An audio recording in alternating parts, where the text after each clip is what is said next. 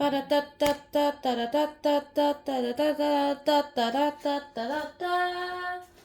to SAT Words 2. Let's start today with our review number 25 with quietude. Well, near quietude. First of all, we have quietude, a noun that basically means calm, tranquil, and soothness.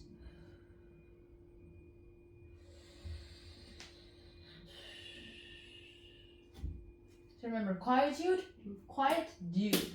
My dad is a quiet dude who tries to get quietude.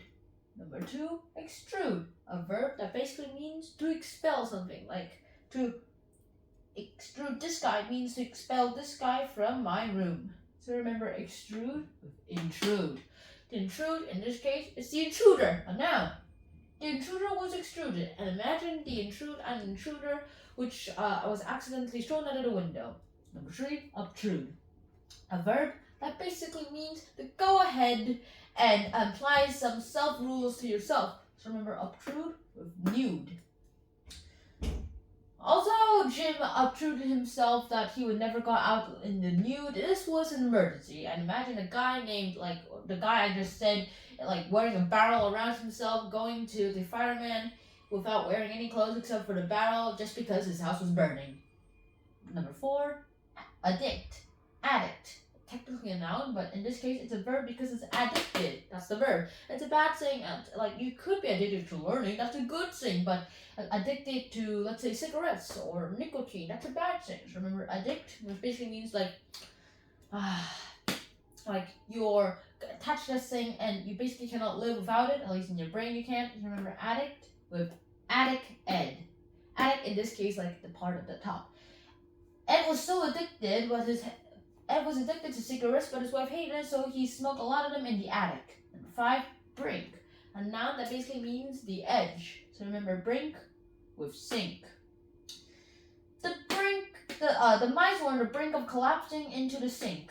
Number 6, exalt, a verb that basically means to portray as the highest possible person. Like to say you're the best. So remember, exalt with salt. The other flavors and the other spices exalted salt as their best leader. Number 7, hearted, a word that basically means to say things that makes that person feel better somehow. So remember, hearted with heart. The patient was not heartened by the doctors about his heart of his previous heart surgery. Number 8, kindle, a verb that basically means to start or light out something. So you remember, kindle with candle. How? Like this.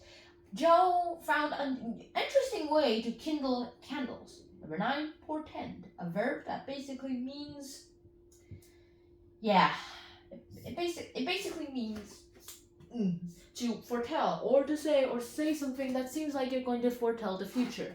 Like let's say I'm Magi and I can tell the future. So like, hey, I pretend that you will live with me for a long time and not bite this sin.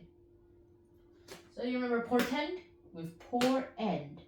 The teacher portended that Ed would be in a poor end. Imagine a guy named Ed shooting spitballs at other students and distracting them. Number 10, seethe, a verb that basically means to be agitated. Like when your dad sees when he looks at the phone bill and you've called like loads and loads of times to different people around the world.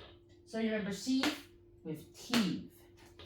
Babies seethe when they teeth. Imagine a baby with his first tooth in there seething or being agitated because there's suddenly something in his mouth that he couldn't feel before and he's kind of scared. So yeah, that's the end of today's episode. I hope you guys enjoyed this episode of Hanchon Shonen. And I hope to see you guys soon in another episode of Hanchon Shonen 2. So until next time, Shnan out. Peace.